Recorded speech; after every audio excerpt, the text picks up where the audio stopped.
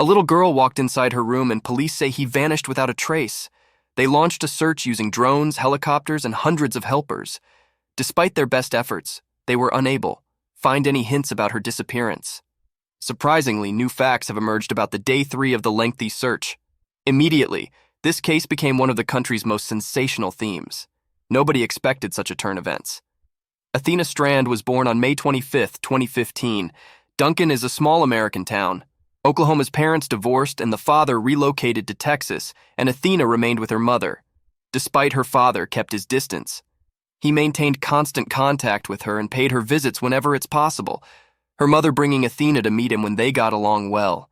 She wanted her daughter to spend enough time with her father later. Both her parents remarried. Athena was blessed with 2 young sisters and they shared a tight bond. They always trying to spend as much time. Athena was as cooperative as possible. Typical joyful child, always glowing positivism, loving to play and spend as much time as possible.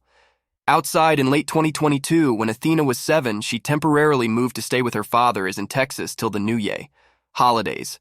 She would return to her mother. Athena lived in Oklahoma at the time. She attended a local elementary school. Her father's residence was located at remote rural regions surrounded by woods. She enjoyed spending time in the fields, nature with her father, and had a good rapport with his new wife, Elizabeth. November 30th is like any other day. Athena got home from school about 4:15 p.m. Her dad and grandfather were out hunting, leaving Athena at home. Elizabeth that evening, Athena wasn't in. The atmosphere that resulted in a confrontation with Elizabeth, soon Athena became upset. She went to her room while Elizabeth went to the kitchen. Prepare dinner after around 20 minutes. She walked to the girl's room and called her. Athena was not present for dinner. Elizabeth searched the entire investigated the house and the yard, but after that, the girl disappeared from sight. Elizabeth phoned her husband's relatives, who lived only a few hundred yards away. Sometimes Athena would visit them, but this time they said they had not seen her. Following that, Elizabeth called her husband. He informed him what had transpired. He immediately instructed her to contact the cops and drove directly home at around 6:40.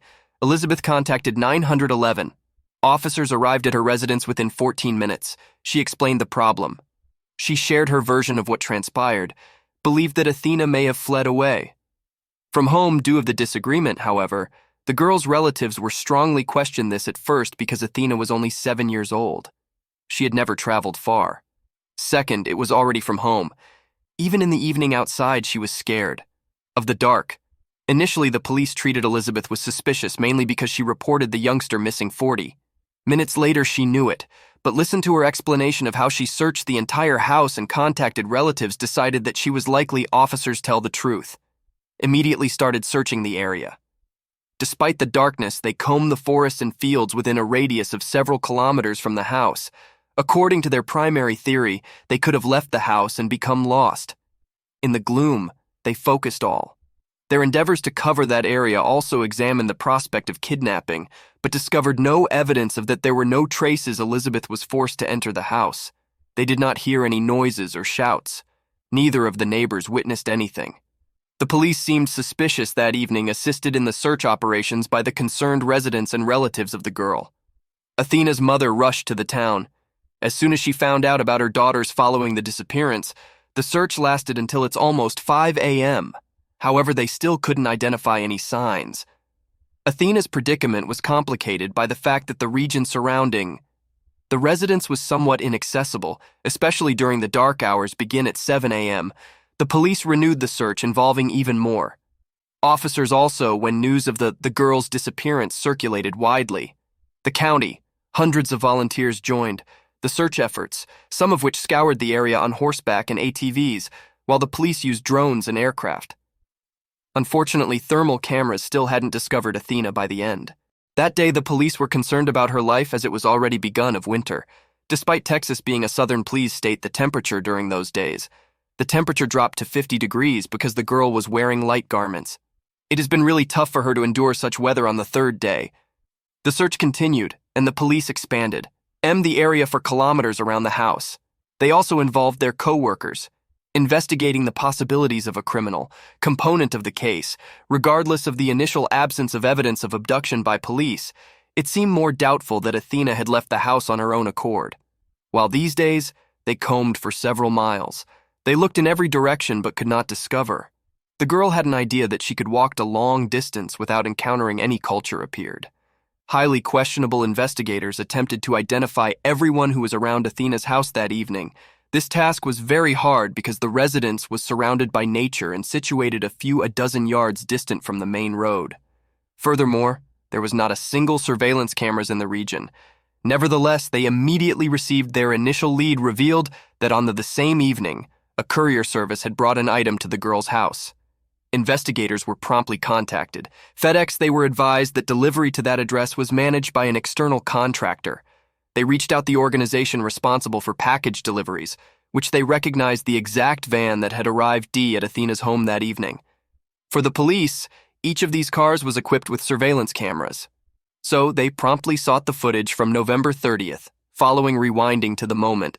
When investigators arrived at the house, they discovered very frightening footage showed the driver is hauling a girl who resembles Athena. They soon identified the vehicle. The driver is 31 years old, and the police came to his address quickly. The individual was arrested under suspicion of abduction, and he was taken in for questioning. As soon as the investigators mentioned the video footage. During the conversation, he explained that evening he delivered a box to Athena's residence. While backing up his van, he felt a strike. I went to see what had Harrer discovered the girl on the ground. He hit her with his vehicle. As he approached, he realized she hadn't sustained any significant injuries. The girl was conscious but had injuries, crying and even chatted with him. According to Harrer, she said her name was Athena is unclear of what to do. During this moment, he panicked, put the child in his van, attempting to figuring out how to settle the situation. I continued chatting to him and mentioned that she'll tell her father about it. Harrer grew much more worried and didn't know what to do with the entire scenario. He recognized that if the girl informed adults about the occurrence, face legal troubles, and then he continued informing the instigator. Something that, to say the least, puzzled, according to Harrer. He couldn't come. Is there anything greater than killing her? He claimed that he first tried to break her, but it didn't work. So he strangled the victim and moved her body to river near a neighboring town was dumped. Of course, this version is in the water. These events highlighted important questions.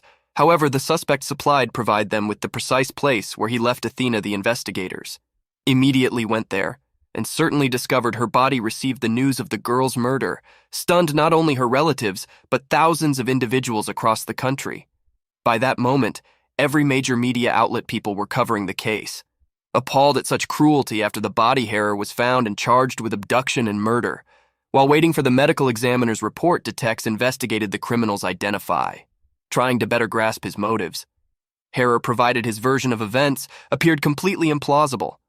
According to his account, he hit the girl lightly. The van did not cause her any serious, however, the individual suffered injuries.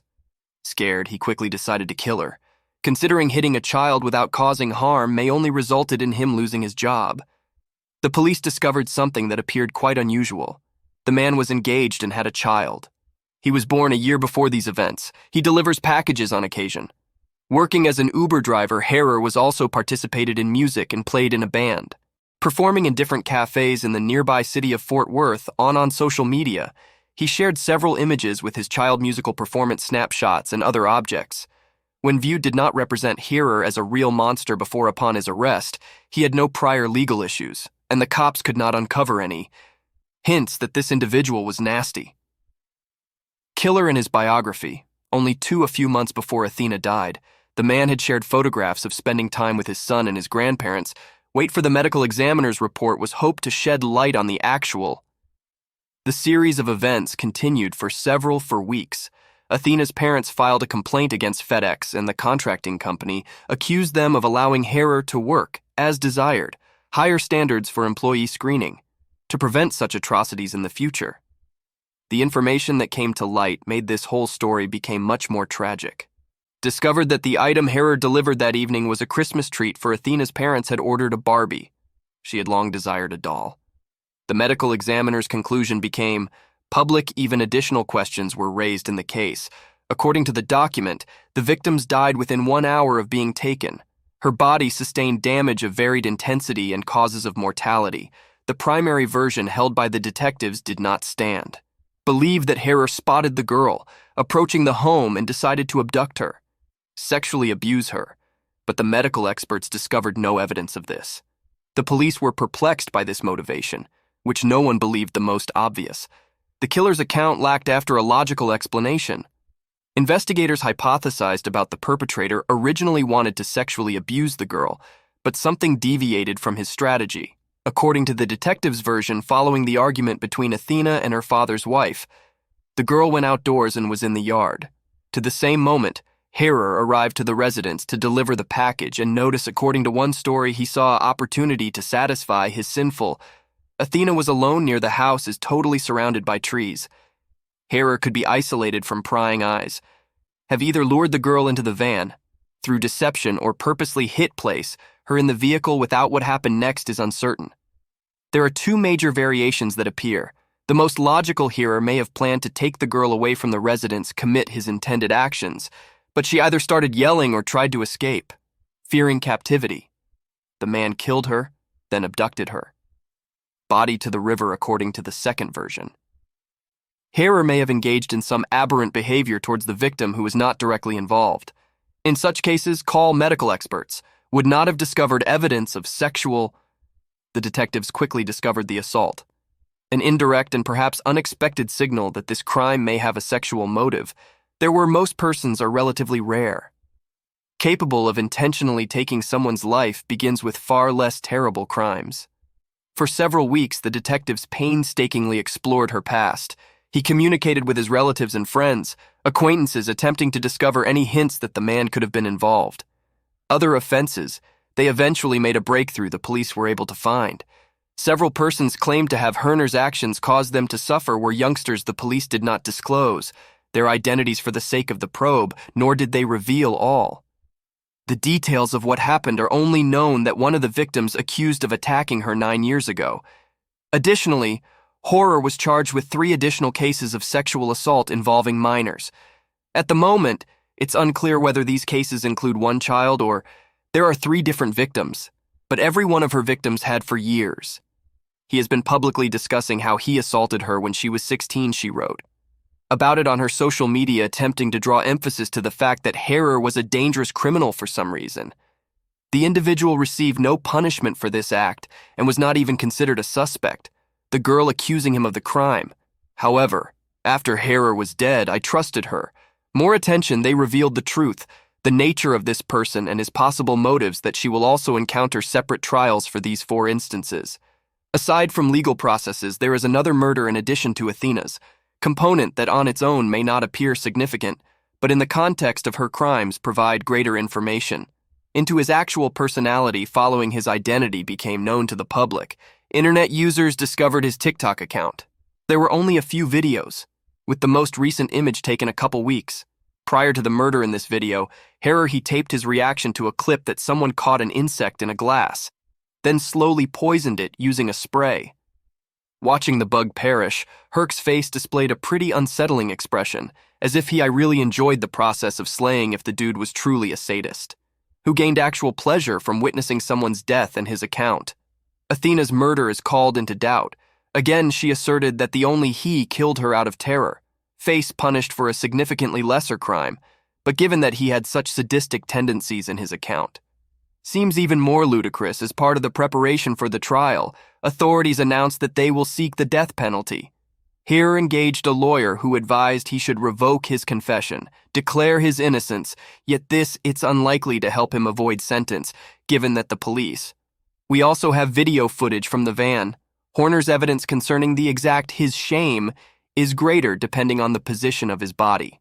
Furthermore, it is clear that evidence may be provided during the trial's existence is currently most likely they discovered Athena's DNA traces in the vehicle, genetic. The killer's materials could have been gathered from her clothing and body, can only follow the progress of the trial. Wait for more details to become public. Until then, feel free. Please share your thoughts on this story and leave a comment, and don't forget to like.